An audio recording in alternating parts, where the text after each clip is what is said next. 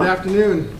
I now call to order the Tuesday, September 9th, 2025, 3 p.m. School Board Workshop. Please rise for a moment of silence, followed by the Pledge of Allegiance and the National Anthem.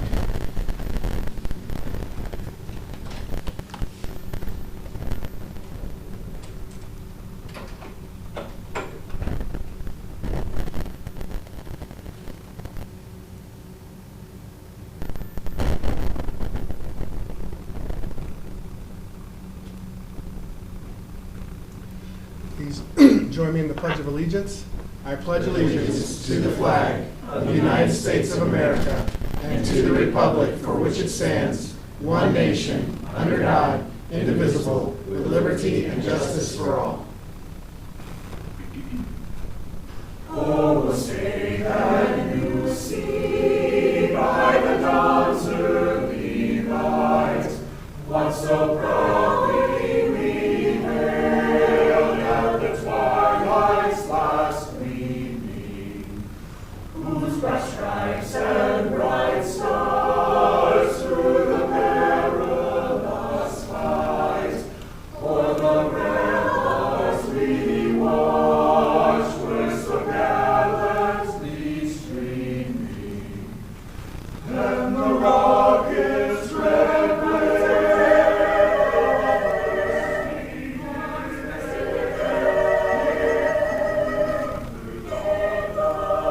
and the flag was still there. Oh, say does that star-spangled banner yet wave o'er the land of the free and the home of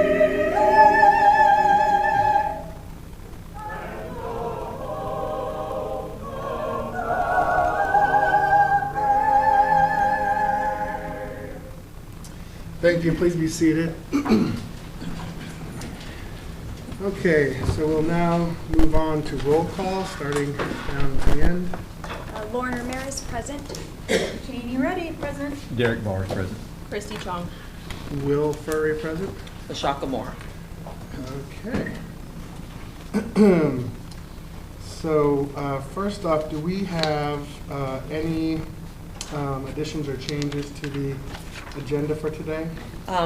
Yes, there was one item. It was the UCF MOU that was removed. Other than that, there have been no additional changes. Okay, so that's already been removed Yes. from the agenda? Yes. Okay, very good. Okay, so I'd like a motion to adopt the agenda as modified. Motion to approve. Have a motion by Mr. Bars, Second. second by Ms. Ruddy. All in favor? Aye. Aye. Okay, so we'll move forward with this agenda today.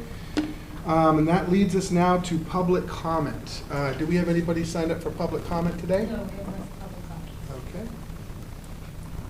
Did you have public? Okay, sorry. Very good. Then we will close public comment and move on with today's agenda, starting with finance consent.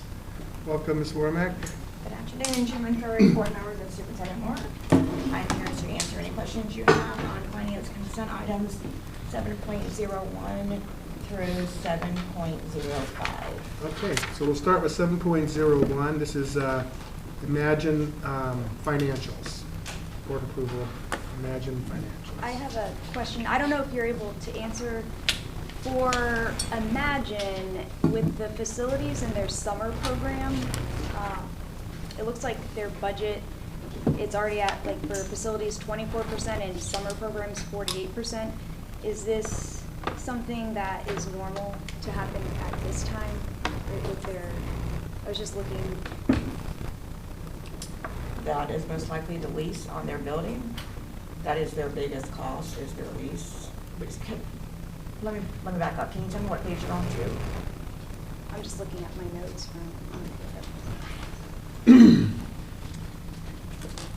So it's the line with their summer program percentage, and I just didn't know if that is normal for it to be so high in the beginning of the year, and potentially it's for, so like summer programs, it says 48% for July. think though this is a July report. This is the July report, yes. But then for it to be that high, is that normal for, I'm just. I couldn't didn't know answer that. I would have to get with their regional finance Yeah. director. We don't oversee the details of the charter school. Yeah. We present the monthly financials that they give to us. But I will be sure to reach out to him. Okay. All right, thank you. Okay. If there aren't any other questions on 7.01, we'll move on to 7.02. This is request for approval of purchase orders over $10,000.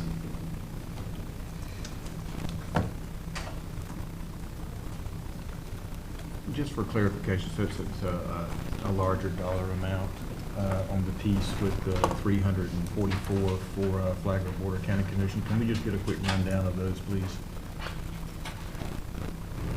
Sure. Can you tell me what page, please? One. PO reports, it's like 3 down, 1, 2, 3. So every year we're in a contract with them since we co-own this building. Yeah.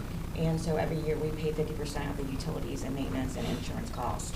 So that is the annual PO and they are quarterly payments paid against it. Okay.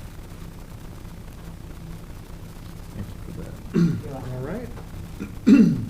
I have a quick question, and again, I'm not sure if this is coming from finance or some other information from Ms. Moore, but the Brown & Brown Insurance Services, it says that it's for the year forward. And I know we had some discussions perhaps of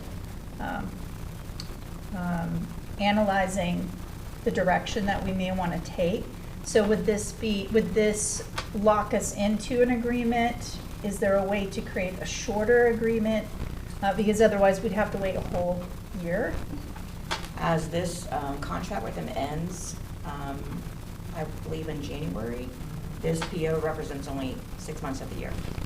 It's not a full year. Okay, 'cause it does say July 1st, 2025 to June 30th, 2026. Correct, but it's just for the length of the contract. So, and that's, I can understand the confusion there, but it's Okay. just for the length of the contract. The annual amount is twice that dollar amount. Okay. So once we go out for bid, which will happen in the fall, Okay, and depending on what happens, this PO will end upon their second quarterly payment, and a new one will be submitted for whoever the new vendor is, if it's not them. okay, great. So this does not lock us into anything or No. propose a year-long No, agreement? the contract is binding. Okay, great, thank you. How long is the contract for crew cut? How much longer? I'm gonna ask Mr. Bush to come up and speak to that. Crew cut, how much longer is their contract? This one where we had multi-vendors? Yes. Okay. So crew cut, good afternoon, everybody. Crew cut is part of a contract that we put out for general contracts. Have to look at when that expired through our district. It was an ITP that we did with multiple different general contractors, and they're just one of them. So we utilize their services for multiple different things depending on our needs. It looks like, based on the ITB number, it was done in 2022, and I believe it's a And 5-year contract, that's right? correct. So it would be Three. 2027, 3 years with 2 one-year, That would be correct, yes, yes, ma'am. 2 one-year options to renew. While we're talking about contracts, are these contracts, any of them an auto renewal, or do they have to go out for bid when the contracts are up? This one in particular, most of the contracts are 3-year contracts with the ability to extend for 2 one-year extensions. 5 years is a max for a contract before it has to be presented again for a bid or a piggyback. Okay. So what is our, right now, we give that option to the vendor. So is that, are those extensions at a predetermined increase, or is that, or it stays at the same rate? How does that work typically? It depends on how the contract's written. They're all different? Yes, sir. Sometimes it'll be written in there for a 3%, but that still has to be agreed upon. So if they want to raise it 3% and we don't feel that we want to do that, then we would say that we do not want to do that. We would end it, then we would put that back out for bid on the street too. I see. So the extension is, we're not obligated to accept the extension That's correct. contractually? That's Okay, very that's right. I just wanted to make That's sure correct. we had an out if we were not happy with the pricing that we were in. So that's good to know. Because a lot of times that option gives the power to the other side in most contracts. So we want to make sure ours No, it has gave to us be a that. mutual. That is Okay. correct. It's mutual. Very good. Okay. Would I Any other- be yes? able to receive a line item for the Sniffen and Spellman expenses? I see there's 2 on there, somewhere totaling around $80,000 total. Just so that I can get a better insight into the uses for those services. So the Sniffen and Spellman POs, keep in mind these are POs, not actual payments. So we use Sniffen and Spellman for chief negotiations, and we previously used them for general counsel if we need to stick out for them, so that's why there will be 2 separate POs. Right. As you said, these are purchase orders. I'm trying to get a little bit more insight into where those funds are being spent, and essentially what is the average hourly rate. I know that we have a contract, right, that's supposed to be in line with,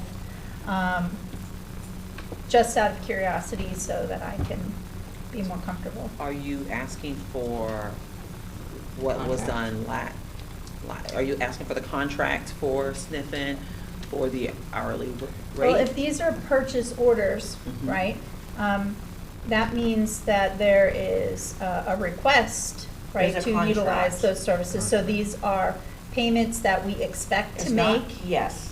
right? So I would like to know what we expect to use these funds for. What is the expectation? So Because it's, last time we went over, so what I'm trying to gauge is, what is the expected payout from the purchase orders that we have planned to pay, so that if we go over, I have a better sense of where did we go over, as opposed to last time where we paid them and then there was an additional request for overage. and that is not uncommon. These are estimates that we do, especially with the outside attorney. We have been in a situation over the past year where we were without a district attorney and then hired one midway through the year. These are estimates. So the PO on page 4 for Sniffen and Spellman is for outside general district business. So if we seek the need through our superintendent and our district council to need additional services, we would use that. So this is like a retainer that we're paying them? We don't We're not pay paying them, them. it's just a PO that encumbers the funds. Right. Mhm. But we would have, wouldn't we have some expectation of what we're gonna use this money for? Or For outside counsel, we can't predict what kind of items will come up so you during just the want to year. have it in case there is an Correct. immediate need and not have to wait for Correct. another school board Because if we convene. don't have a purchase order, we can't use them. Right. Mhm. And then the one on page 3. 3, thank you, Superintendent, is for chief negotiations. Now, this again is an estimate. We are not in full book. What we spent during 24-25 was for full book. Mhm. So this is an estimate that the cost will go down substantially, since Right. each side can only open 3 items along with Mm-hmm. compensation. So this payment of $30,000 would be to negotiate any and all, or is there a All. limited number of hours? All. Okay, so So this it- is a flat It fee could for come that under, negotiation? it could come over. It depends on how bargaining goes. Okay. What is on the docket for bargaining this year? That's Or not next. known yet Yes. until we start meetings. So when it's not an open book, each side, the district and Festival District and FCEA gets to bring up 3 items of their own along with compensation. Compensation is always on the table. Yeah. When is the due date for that?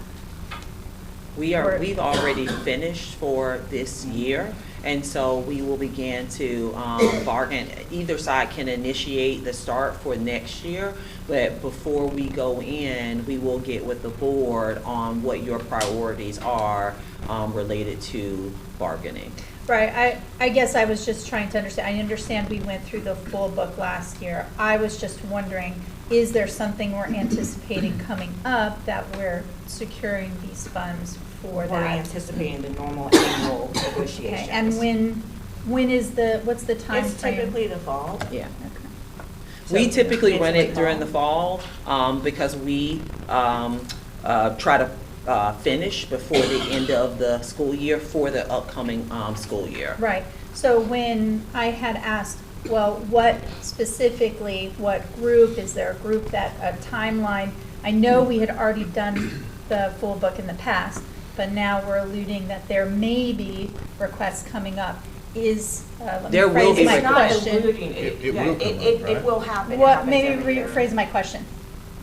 Since we did full book with the teachers union, can they Both. still bring up, or is there a group, is there any timeline that restricts one of the different unions? No. The only thing that Okay. is restricting is Yeah. that they will be bringing up 3 articles and compensation versus the years that we are full Where it's book. everything, Yes, they yeah. picked the So- top 3 items. Which is why we believe that this amount that is here would be under unless there were some issues in bargaining that required us to meet more often. Okay, and those 3 items that we asked for, we have not put a due date, it's just, but It it would go- typically happens in the fall, so we can. We would have executive session with the board before we started bargaining. Okay. Yes. super. Thank you. And just for clarification, this is for both bargaining units, FCEA and VESPA. Beautiful, thank you. You're welcome. And I just had two more.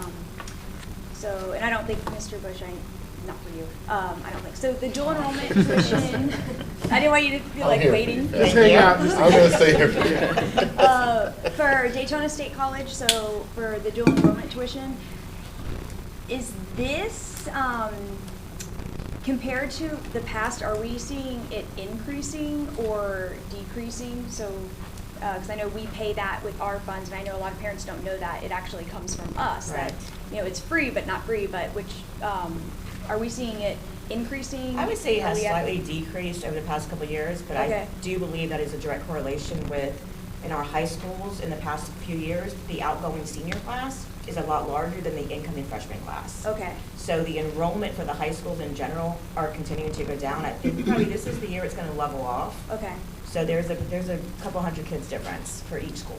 And do you think with now, because we have a lot of ACE and IB, so just we have more options, That definitely influences this. so in a way, this is, you know, it's, with all the different options we have, this could just kind of, you know, equal it out a little bit, like in everyone's favor, but we don't foresee it maybe going too much higher. I think just- that the work that we're doing to help our families understand that one is not better than the other, Yeah. it's just different, and it's based on what is needed for the student. And so I do believe that our ACE, IB, our industry certifications, and all of those options does influence this. Yeah. You know, Okay. yes. I hope they all go up. Yeah, well, they, That's the yes. one area I would love to spend more money in. Yes, yes. So, I don't know, I think that's great, because we know not one is better than the other, so it's Yes. nice to see it like that, so thank you. And then, Parent Square, I know we're utilizing that now, they were, you know, Remind was bought from them. Is the price, did it increase, because now they're a little bit, they seem a little bit more I'll better? ask Mr. Deasing to come up and address that. Great feedback though with Parent Square. I personally love it, but it is really good, so I'm wondering if it did increase in price. So because there of was how an good it increase, is. but we also added services to that. So technically, our total cost for communications is roughly the same. It's Okay. within $600, $700, $800. We'll say around $1,000 difference, but we're also discontinuing the use of School Messenger. So School Messenger itself was about a $21,000 annual contract. Okay. So that is going away, and then the difference between Remind and Parent Square kind of levels it out. Okay, no, I like it. I just noticed that increase, but it makes sense, so I just wanted to clarify. Yeah, what you don't Yeah. see is that we're not renewing the contract for School Messenger. Thank you. All right, that's all that I have. Our sign language expenses that we're anticipating, just wanted to check if,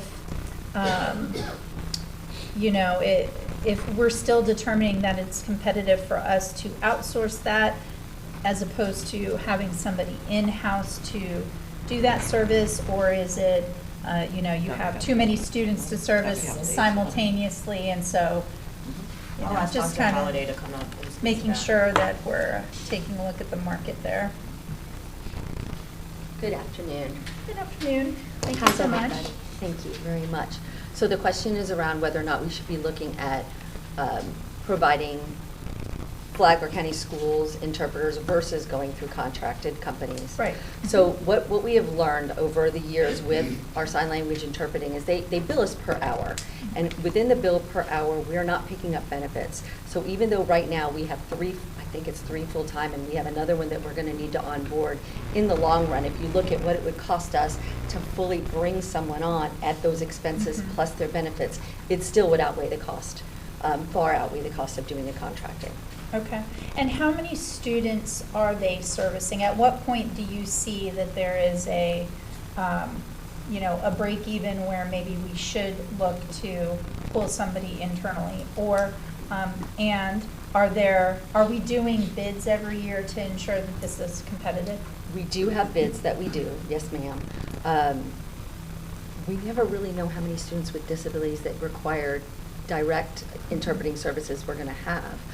This year with the additional young man that's coming to us, we weren't expecting him. So It fluctuates based on the student. So it really is based on the student, and if a student requires interpreting services, unlike some other kinds of services and supports that we provide, you can't really fade that. That is their communication method. So if I'm your interpreter, I probably, unless I have a match and you both are following the same schedule, I have to be your interpreter. Right, okay. Yeah, I just was wondering if we're seeing increases in students who need those interpretation accommodations, services, or if it's generally, again, we don't necessarily see a trend at all. Generally, Okay. we're between 2 and 3. This year we have 1 additional. Okay. All right, thank you. For sure. Okay, so if there are any other questions, we'll move on.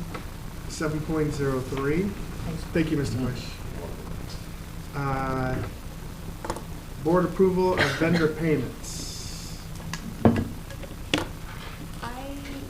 I was wondering, for vendor payments, C.J. Wilson Law, is that anything specific for? Yes, I'll have Mr. Freeman come up and speak to that. And we want to say welcome back. Welcome back, Mr. Freeman. I'll walk up here. Yeah. So that was a go. Good afternoon, Board, Chair, Superintendent. Mr. Wilson is our concurrency attorney.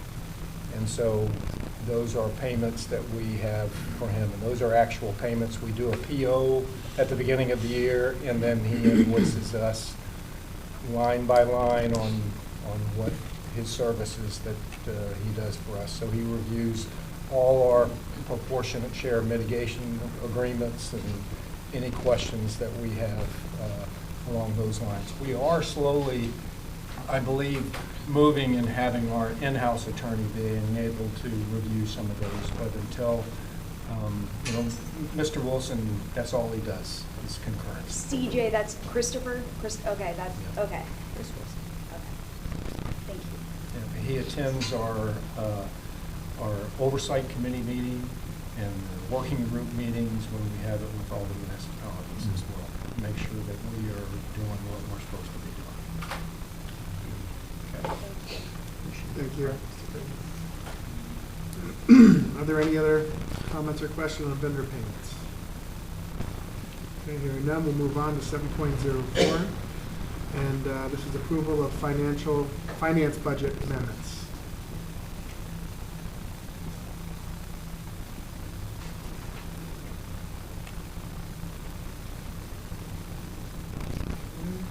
So if there are any comments or questions, we'll move on to 7.05, and that is a request board approval of district financial statements. You just want to know, I did include in the last page the Golden Empowerment Scholarship. This was a request by a previous board member. The numbers do not change until they're out in January, February.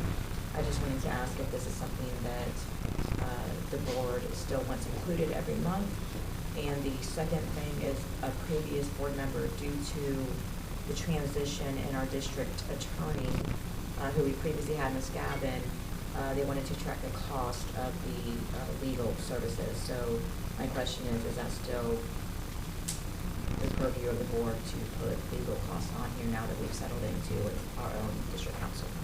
Yes, that would be my preference and something that goes along the lines of my earlier questions.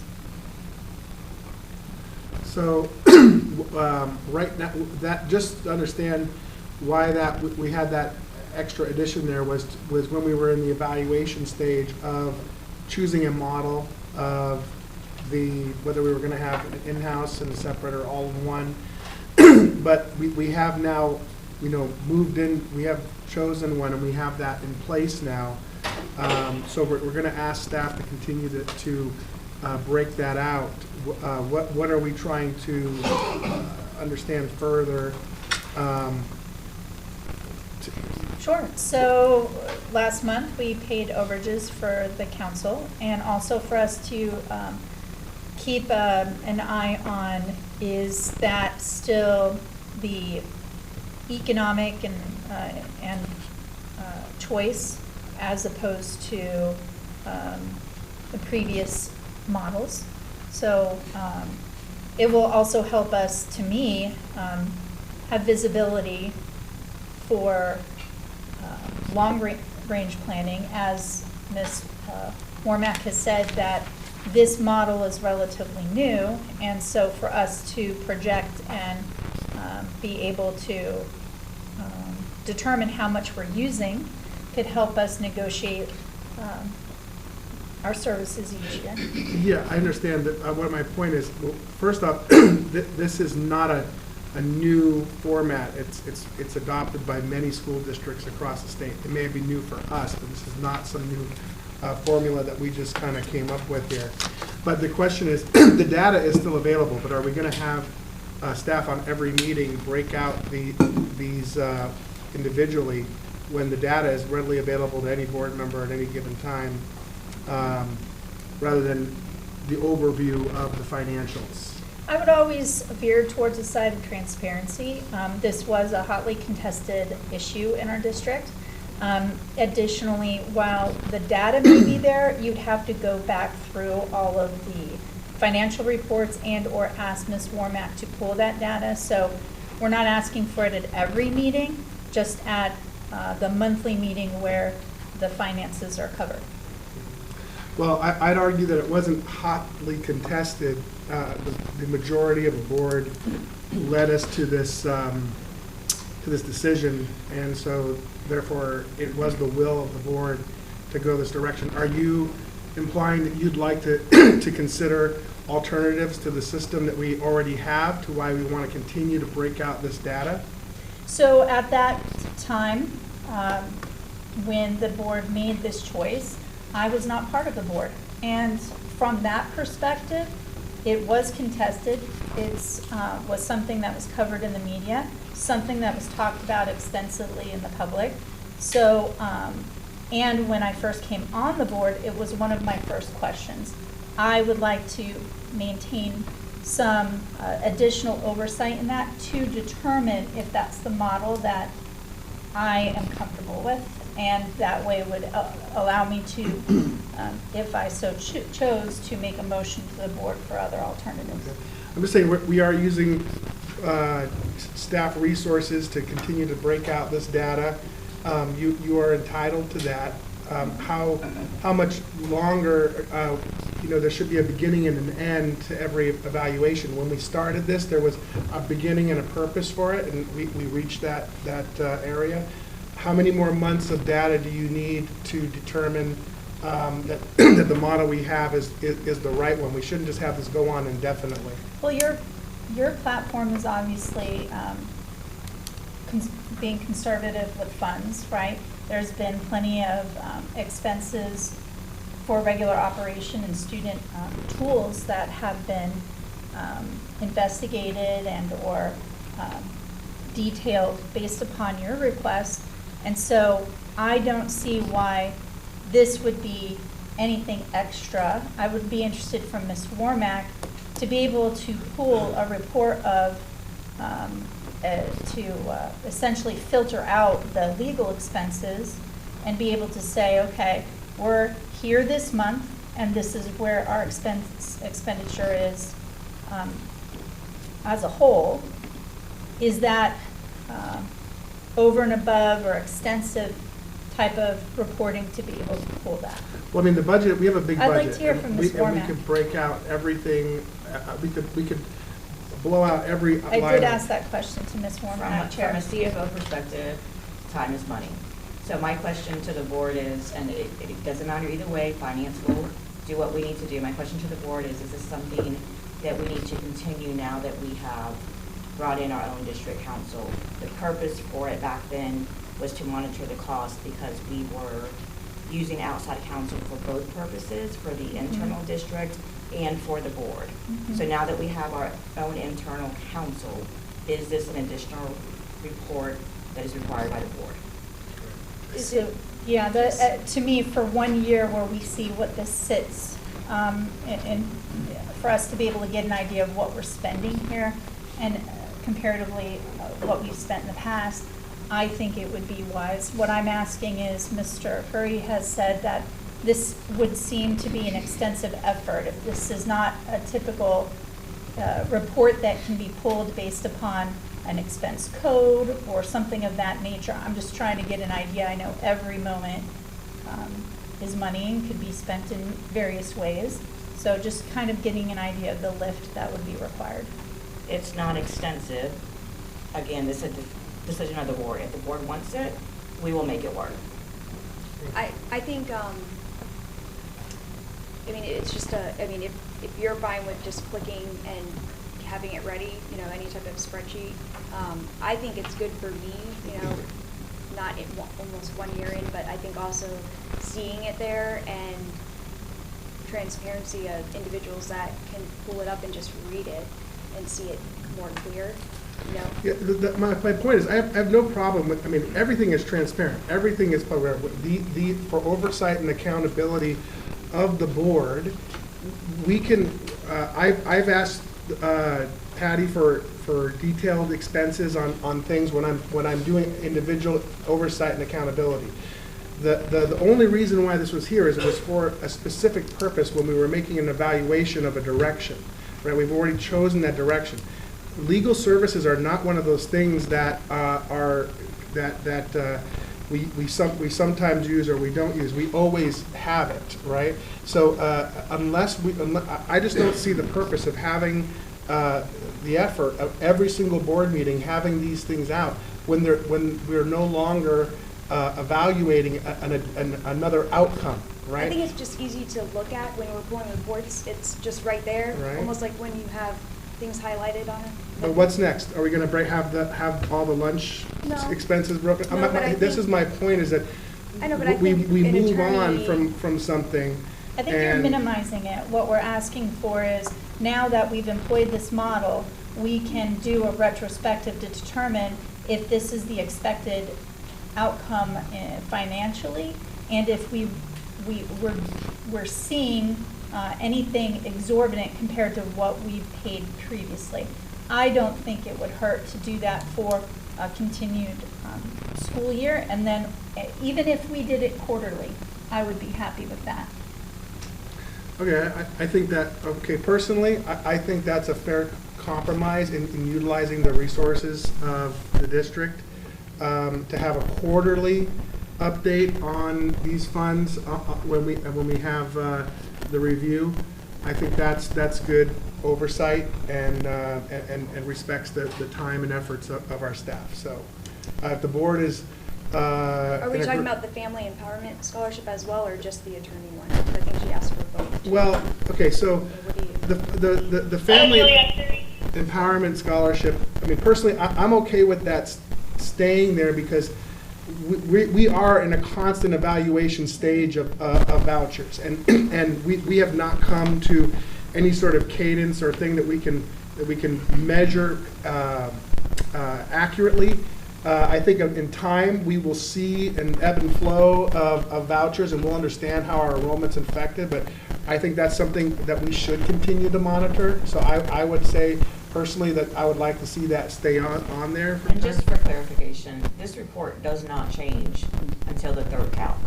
So this is very easy because it's just the same report for 6 months. Right. Right. Right, so just quick, it does not change until the third calc, which is January or February. It just seems like that would be, if you're gonna put it in there at the times that it changes, so you have that update. Well, when it and that occurs. was my question is, do you want to see the same thing when it doesn't change, or do you just want to see it in the third calc when it does change for the Family Empowerment Scholarship? I think when we have it when it comes out, we see it, and next time it comes out, you see it, and Right. so forth. I mean, you don't, Right, and I think that's important because that's also a trigger in itself, because it's like, okay, it's on here because there is a change. and I think with this one, I think when we do that, maybe what would happen is say, okay, here's what it was last time, here's what it is this time, and that way you see your numbers. Sure, what they and are. so how I presented it last year was you would have 225, 26, one would say Mhm. first calc, and then the next line would say That's- third calc. That was think that's- wonderful, yes.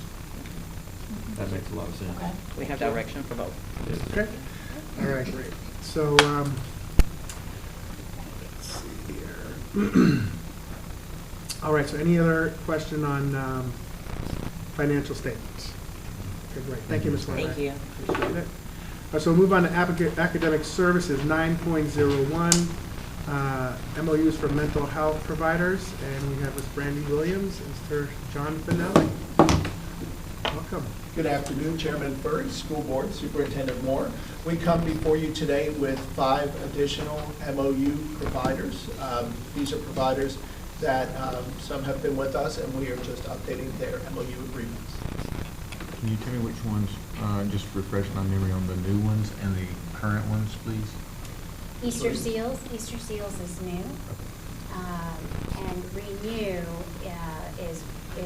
it's a renewal, but one of the practices that we previously had in an MOU agreement sold out to a new provider, so it's the same agency, but Can we talk just a little bit about these particular, into the contracts themselves, as far as when we use them, how do you make determinations? When do I use Easter Seals compared to someone else? Things of that nature, just for. Sure. Yes. So we have a process when a student's been identified for a mental health need and a parent has signed consent requesting a referral for services. Our team will now assess to see if there's a mental health condition that can be treated, and then we will refer based on the resources that are available for the parent and the type of support the student would most align to. So sometimes that's mental health treatment with a therapist, sometimes they're asking specifically for a psychiatric provider, sometimes they're looking for specific services like ABA services, which are behavioral-based services. So it really just depends on what service is going to benefit the student's condition most. And then which provider we have that takes that particular insurance for the family. And these are good for 1 year, right? They're good for 1 year, and they auto-renew unless either they terminate or we terminate. Well, again, we've said this before, and I just will reiterate it one more time, that the work that is done out of your shop is I really appreciate the work you've done. I've seen it firsthand in several different times throughout the last year, and the services of these students that need it and how available that you are to jump on these issues right away is impressive, to say the least, and I just want to thank you all again publicly. Thank you, and a big thank you to our teams who are doing that hard Yes. work in the field. Any other questions or comments on that? Okay. Thank you So for we'll- clarifying. Thank you. Appreciate Have a it. good afternoon. Okay, so now we'll move on to 9.02, a uniform statewide assessment. Mr. Reynolds. Good afternoon, Board, Chair Furry, Superintendent Moore. So annually, the state requires us to provide the unified assessment calendar. So they give us a template, and we just fill in our district-required assessments. And then it gets sent to them after you approve it at the evening meetings. But I'm here to answer any questions about any of the assessments that are on the calendar. I'm just really impressed with the rollout of the PM1. The data's already come back for the liaison schools that I've been working with, and so it was a well-oiled machine and allows us to get that very beginning data from the students. I thought that went from this side, went well. I don't know what kind of pressure that put on the individual schools. I guess a question on that, when a student begins with us after that progress monitoring 1, is there an intake assessment, or do they just catch up on the next progress monitoring? So the state window for PM1 remains open until September 26th. So we do tell schools as new students come in throughout the month of September to try and get them tested. But after that, we have to wait for PM2. Okay, great. Yeah, because I know a lot of folks who come from up north where school starts later, sometimes we could end up missing those students, but that's great. Thank you. And Yes, I'm sorry. Thank you. I don't want to diminish any of the testing, any of the schools and things, but I want to touch on kindergarten for just a minute. And I want to shout out every kindergarten teacher that there ever was, and that's living or not living or what. So my point to this is that not only are they trying to ensure, they're learning something totally new, and then automatically we're putting the testing. And that's the piece that I really struggle with, that I think that we're not being very aware of how difficult that is for our staff, of how much pressure that puts on the kindergarten teacher for what they're having to do from day one from a student who is coming in who doesn't even know how to sit down, basically, if you will. But anyways, kudos to every kindergarten teacher that ever lived. And I remember mine well. And so it was a different time, but I just really admire the work that they have to do just from day one and then starting the testing. Yeah. Anyways. Yeah, when I went to kindergarten, it was a half day, and we still took a nap. Yeah. So I don't know what we were doing all day, but We definitely are not half day, and we do not take naps. No. But I also want to say, to the point of our all of our teachers, I mean, amazing work that they do, but in that kindergarten year, to look at the progress that they're able to make from day 1 on to day 180 is always so impressive. So kudos to our early learning teachers for sure. Absolutely. And I will say that we have a debrief scheduled with elementary schools to discuss how PM1 went and some ideas for PM2, and trying to think of some more inventive models for that young of a student, so that possibly we test them in smaller chunks of number of students, so that teachers can have better monitoring and better support for those students. And what kind of feedback are we getting then? That's a great question, I think. What kind of feedback are we getting from the lower grades when it comes to early testing like this? As soon as we basically walk them in the door, we're starting the testing phase. I think this year, because it was a little earlier than we've done in the past, it was a little bit of a growing pain, mostly of getting all of the information in the testing platforms and making sure everything's set up and ready to go. But I think that teachers, now that they have data on their students and their September is clear for instruction instead of having weeks of testing, that they're going to see the benefits of that as we go throughout the year.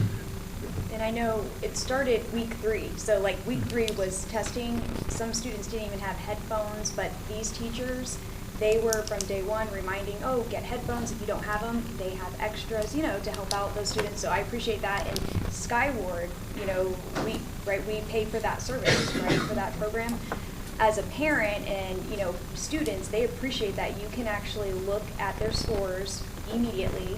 Students like that, and if it's not what they wanted, they're like, all right, I can try harder, but the teachers are pushing them like, hey, you can do this. And the tutorials, from parents, like, look at those emails. It will show you pictures, how to check your students' scores right away, right when they walk in the door. Hey, I got a 3, I got a 2, I got a 1, or whatever, a 5. But I appreciate that. I think we're lucky to have, like, direct data. But yeah, it started week 3. That was rough. But the students were ready. The teachers prepared them and made it as less stressful as they could do it. So And remembering that these progress monitoring, they are for us to be able to respond to. And so we don't want to wait. We want to make sure we get the results And now we can begin to provide the quality of instruction directly to what the needs of the students are. And so it's a little bit of growing pain at first, in week 3, but when we're sitting at, day 21, and we have the information, and now we're able to really make sure that the students are getting what they need academically, it feels better. And the data showed last year, so that's why I was like, just push through it and it's gonna help, but yeah. I just think we all recognize that that's hard work. It is hard work. And it's not easy, and what they can turn around is amazing. So And it's not I'll just leave it at kindergarten, that. our BPKers test in the first 30 days. Yes, Yes. that's even a whole other conversation. All right, great. Thank you, Mr. Reynolds. Thank you. Okay, so we're going to go on to 9.03. This is a bequeath gift from the community member for the Flagler Youth Orchestra. Deputy Chair Furry, board members, Superintendent Moore. We've been working with this attorney for just over a year now. We got the information, and it has been a slow process, and all of a sudden Smith, our attorney, goes, "Hey, we're here." I said, "Oh, okay." So where we're at now is a generous gift of $25,551.08 to us, the Flagler Youth Orchestra. They've given to many organizations throughout our community. And just, we've been in contact with Ramirez, our banking company, with Ms. Bush, to determine what's the best way to invest these dollars. And then we'll make a determination on that. And the funds are to be used for just investing in our program, either through equipment or other means to assist the FYO. That is amazing. And they do a lot to ensure that any student who wants to play a string instrument may do so, even if the family cannot afford to That is correct. rent or lease an instrument. That's wonderful. Amazing. We'll be bringing a full on the 23rd. You asked for an update on the financials. We'll bring on the 23rd of September as well. Thank you. Great, thank you. Outstanding. And that was the Gordon Lindsay Florence estate. Very generous. All right, so now we'll move on to operational services. We have the Seminole Trace Cascades Proportionate Share Mitigation, and we have Ms. Davina with us today. Good Welcome. afternoon, Chair Furry, board members, Superintendent Moore. We have right before you the proportionate share mitigation agreement for Seminole Trace, also known as Cascades Development. It is a 386 unit development. It's going to generate, it's anticipated to generate 33 for Bunnell Elementary, 19 students for Ruddy Taylor, and 31 for Flagler Palm Coast. And as you know, we are over capacity with our middle and high schools, so they are going to mitigate about, 50 student stations, and that's about 1.86 million.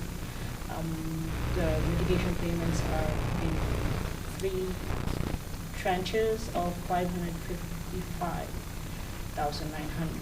So if you have any questions. Over a period of what time again? The first payment would be within 60 days of final plats, and probably within the next 2 to 3 years. Okay. But they can prepay. I was going to ask that. So are they going to prepay? It depends on how fast they are getting. They're the- building and so forth? Okay. Yeah, so they have to do, what, 30, 30, 30, and then a 10 Yeah. in And the a 10. end, right? And once they pass the milestones. Yes, sir.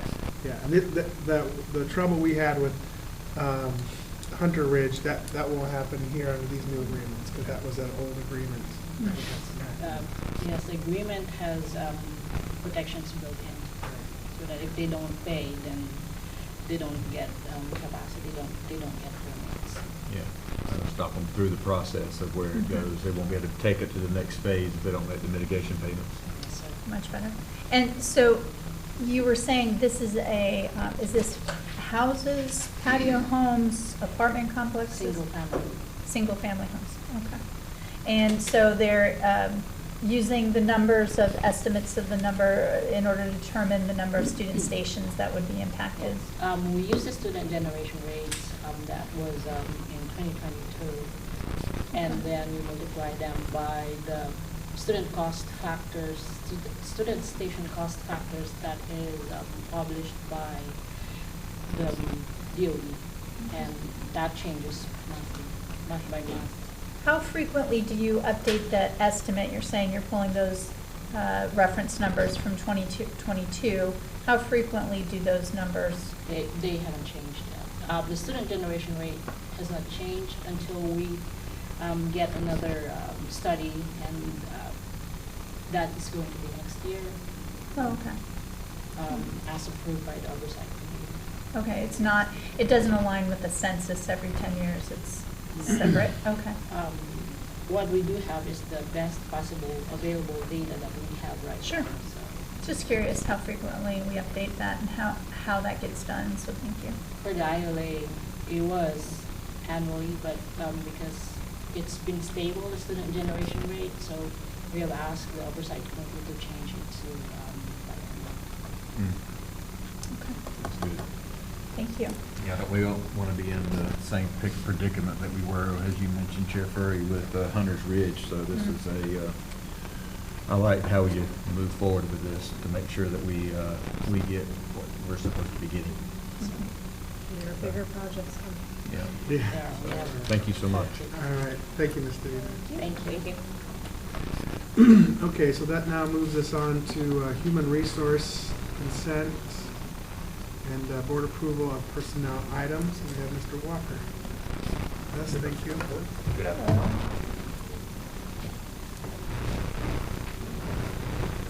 Okay, do we have any questions or comments for Mr. Walker? Just a real quick one for me, just from a personnel action standpoint, I guess, is kind of where we are as far as teacher vacancies. What's vacant, what's in the hopper, if you will, for hires across the district. Sure thing. So I know when we first started out with the school year on the first day of school, we were at under 2%, I believe, with instructional vacancies. And that's based off of what we had posted online compared to what we had there, which, as we talked about at our last meeting regarding our strategic plan goal, we are on trend with how we've been progressing year over year. So we are currently at under 2% as of the first day of school. Now, of course, once school starts, sometimes folks get settled in. They realize, hey, maybe this isn't the role for me. So we have seen a few folks decide to resign, some family circumstances being the key part, and moving on. We can work on getting an updated list sent out as it relates to classroom vacancies, broken down by a classroom vacancy and just a regular instructional vacancy, if the board would like. No, go ahead. With that 2%, what is the student-to-teacher ratio basis for that?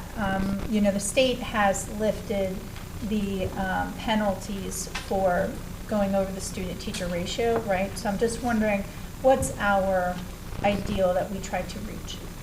We meet class size still. Even, okay, Yeah, thank you. even with the penalty. And I know it we varies rate. per age Yes, level? Yeah. Okay. Mhm.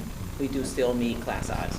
Now, with this openings where there are long-term subs, are they being strategically filled with long-term subs who have a teaching certificate, or is there are there positions where the temporary sub we couldn't get that? It varies based on the pool. We are very lucky with our school district to have folks that have retired from the school district. They've decided to keep their certifications active, and they just join our ranks after they sit out about 6 months from the FRS. So we are very lucky in the sense that we do have a segment of our sub pool that are still certified educators or have a degree in the field that they would be subbing in. And what we've worked with is with our school leaders, making sure they are communicating that to our parents so that the parent is aware of the plan while a teacher may be out for an extended period. And there's the online resources in many cases that provide the curriculum and the correct timing for that substitute to deploy to the students. So it's not like they're just making up their own curriculum. It allows them to stay on time, as well as the strategic planning with the PLC Yes, as well communities. as the schools identify someone within the school as the literacy coach or one of the academic leaders within the school that will assist that long-term sub in making plans, getting them connected with our teaching and learning department as well to ensure that they have the curriculum maps and are prepared to deliver the instruction if we're not using an online model. Great. Now, the school's choice specialist, I know that that was a position we took off the shelf, but we did put a different band on it. So shouldn't there be a budget impact dollar amount indicated on the report? It's something we can take back. I know that was a position we went into this budget cycle. That was a position that was budgeted for. With the approval from the board, when we chose to take that vacancy as a support position, as you will, making it into a professional, that was included in the budget for the Okay. 25-26 year. Okay, so that's, all right. I'm always trying to get my head No, around it and make absolutely. sure. So And we these have other- taken the feedback that, from the last meeting around identifying when is there an actual budget impact, but that has not been reflected Yeah, yet. no We haven't worries. not finalized how that Getting the should hang of work. it. Yes. So, and then these paraprofessionals are due to the students that are coming through the doors that now require those services that were unknown previously. That is correct. Right. Thank you. Is there, and look at that budgetary impact on that, and this may be from Ms. Halliday as well, but do we anticipate potentially any more of those potential paraprofessionals? Whoever wants to tag team is good. We absolutely do. In several of these, there are students that are coming in from other districts or other states where it's designated on their IEP, and Yeah. we are required to provide it. We do monitor our paraprofessionals through a tracker, so if there's a case where we're fading paraprofessional support from one, and then we can reassign them to another student, we'll do that as well. But we may have new students on IEPs, especially those in kindergarten first, after Yes. they go through like 4 to 8 weeks of data, correct, and may indicate they need such service? Yep, that is correct. I figured so. All right, any other questions, comments? All right, thank you all. Thank you. Thank you very much. Okay, and that leads us on to 12.01, request board approval for the renewal of small school district council consortium. Ms. Moore to speak on that.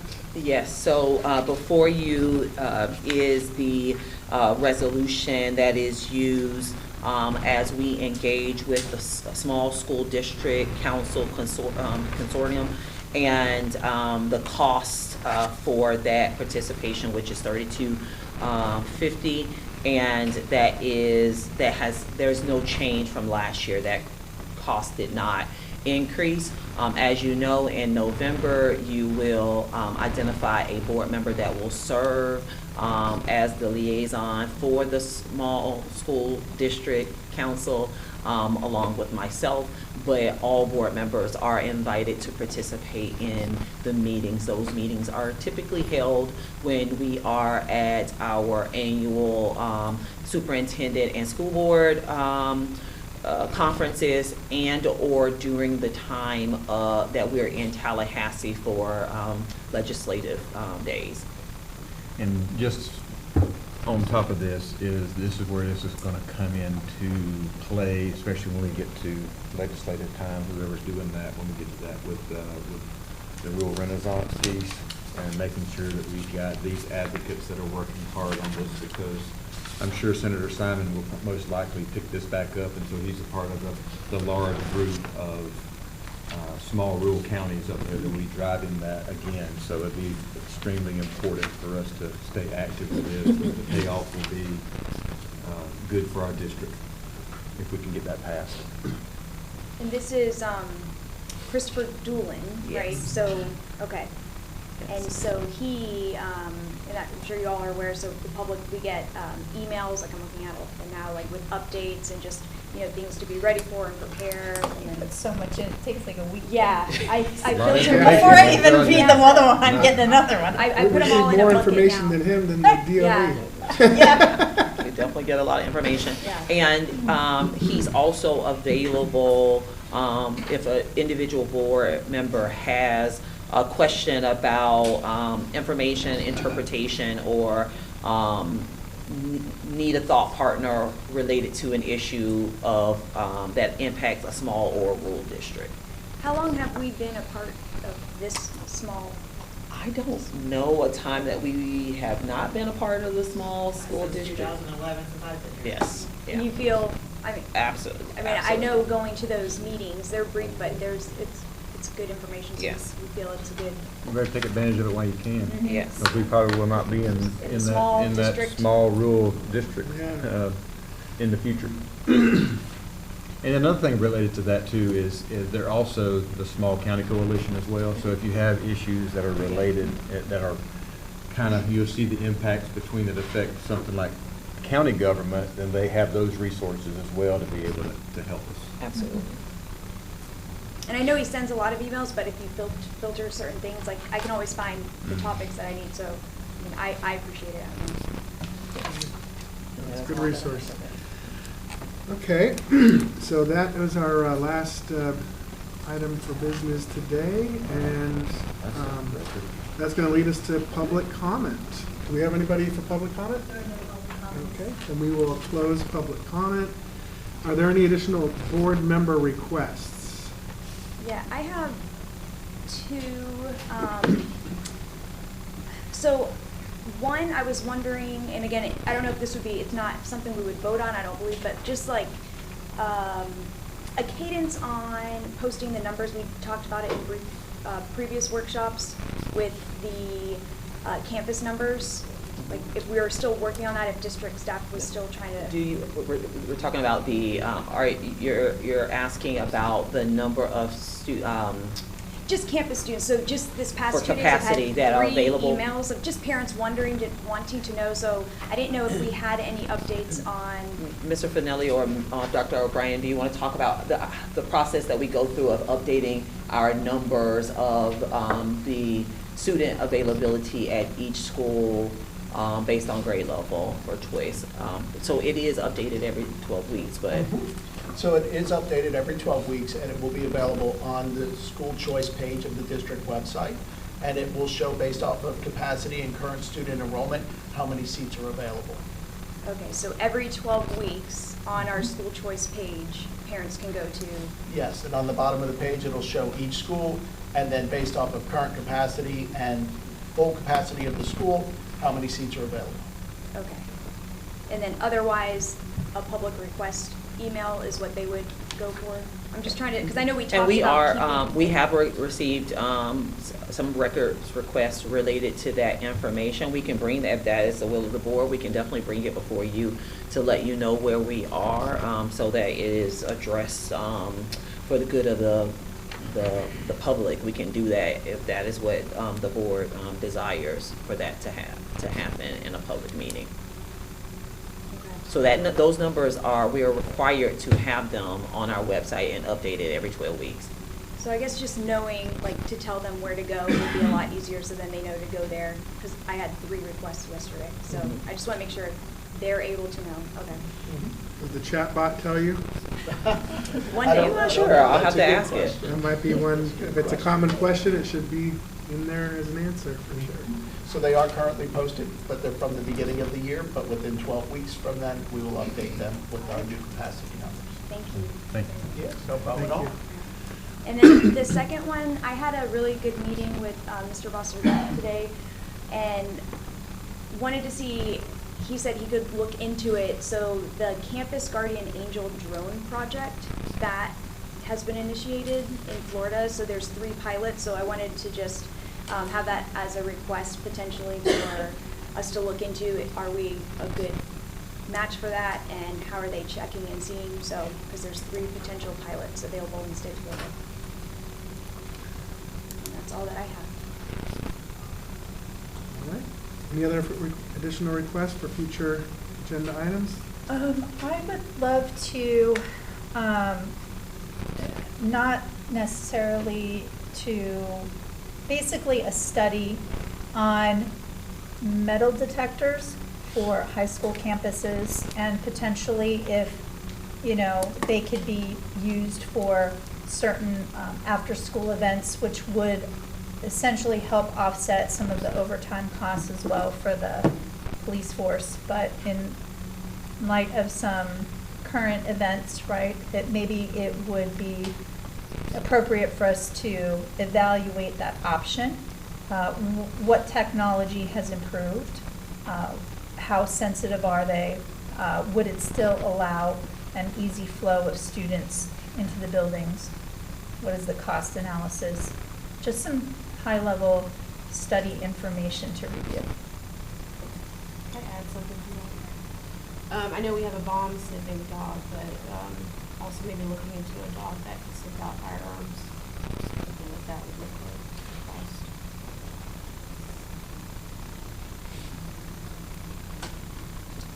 Okay. Any others? Hearing none, we will move on. And that leads us to closing comments. And we'll start down with Ms. Ramirez. Do you have any closing comments? All right, so first I want to talk about, we were talking about scores and how fast we can get those scores. So I wanted to acknowledge my liaison school, Matanzas again, Miss Brandy Alred. So she actually had the highest ACE score all over for the physical education program, enough that Cambridge actually asked her to teach for them online. Like, they are recognizing how great Flagler Schools is doing. Not that she will be leaving us, but just in addition as like an adjunct type position. So I just think it's really great what our students are doing and the scores we're seeing. Advent Health has their Step into Future event this week, so it's for students, it's free. Anyone that's interested in healthcare, you know, Advent Health is a huge partner for us, and I think if any students are able to do that, I'd love to see them there. Fitzgerald Performance Art, so they have that tail wagging event coming up, and it's free for kids, so just trying to promote that because a lot of people, they're trying to find places to bring their kids. This would be a great time for them to celebrate all the testing they just did. And just looking closely with partnerships, so we do such a good job, and I'm so proud. I'd love to see how we can, you know, work more with assisted living facilities for volunteers to help with our cafeteria staff, volunteering on our buses potentially. So like, these are just things just throwing out there we're hearing a lot about.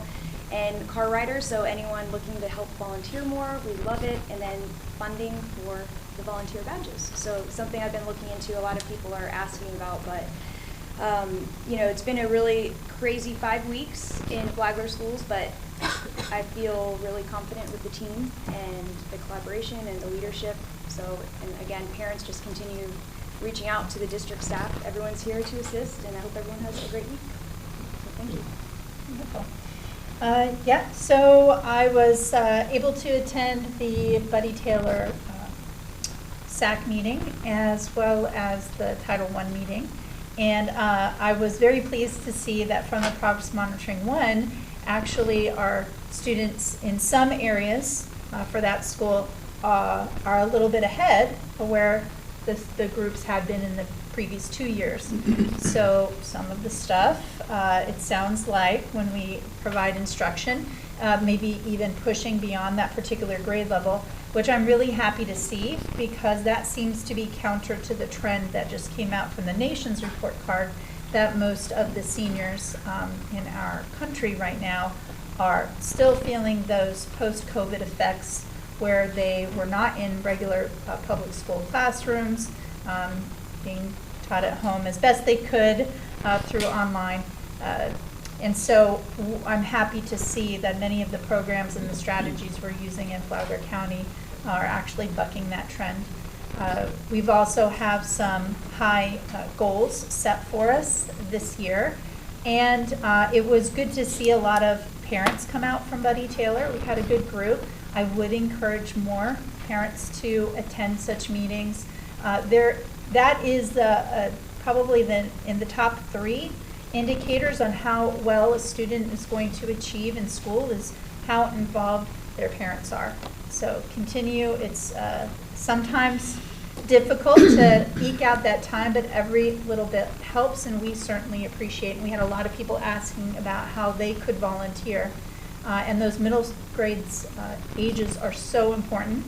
That's where a lot of our students struggle lose their footing.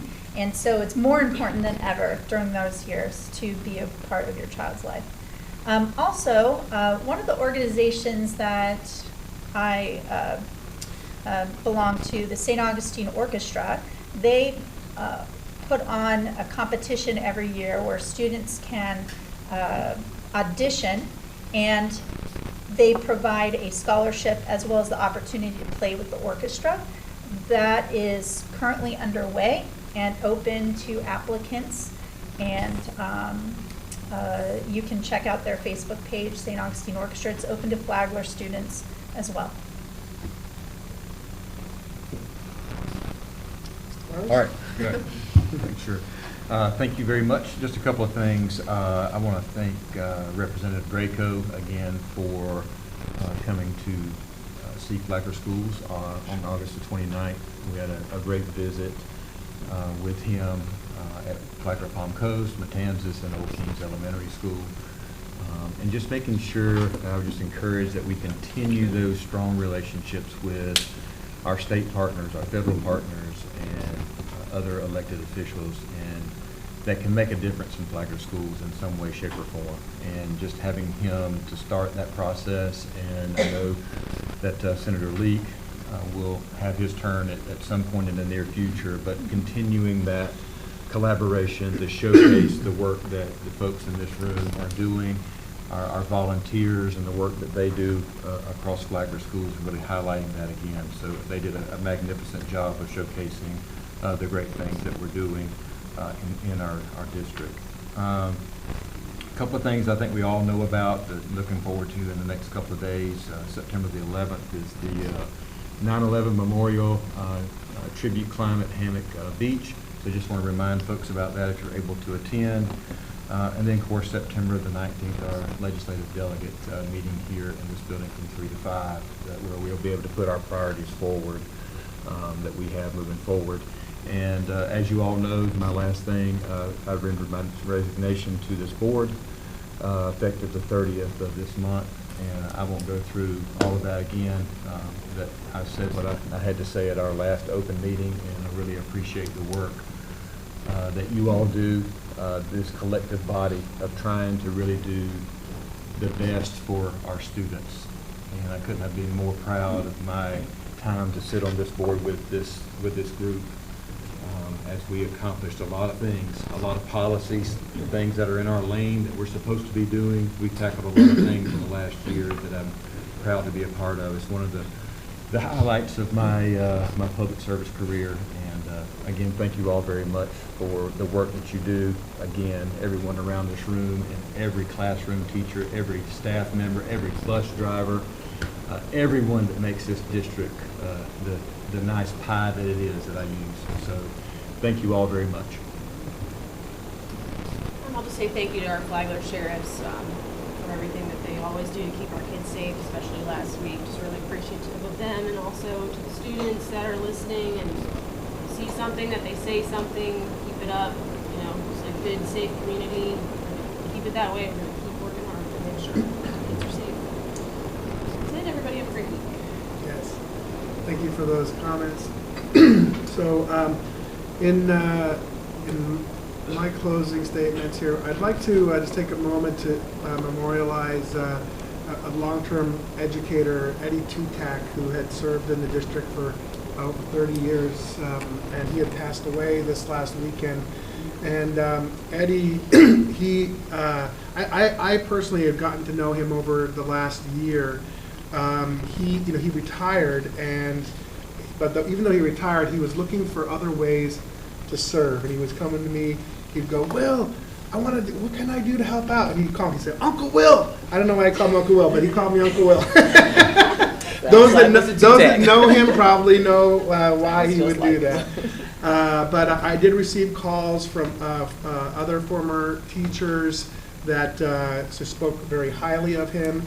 And even a student reached out to me and made a point to tell me what an impact that this man had in his life, and that he had been part of his education throughout his time at Flagler Schools, whether it was in the woodworking department, the math, or the history. These are areas where his passion was, And this is just one of, I'm sure, many students that lives were changed because of his investment in his community and into the future of these children. So just keep his family in your thoughts and prayers, and just remember all the great things that he did for Flagler schools and Flagler County community. So I'll close with that and leave it to you. Happy 21st Okay. day of school, and our 5:15 meeting will be held in this room, not downstairs in the chamber. So anybody who's going to participate in that 5:15 meeting, it will be here and not in the chamber. Okay. This meeting is adjourned.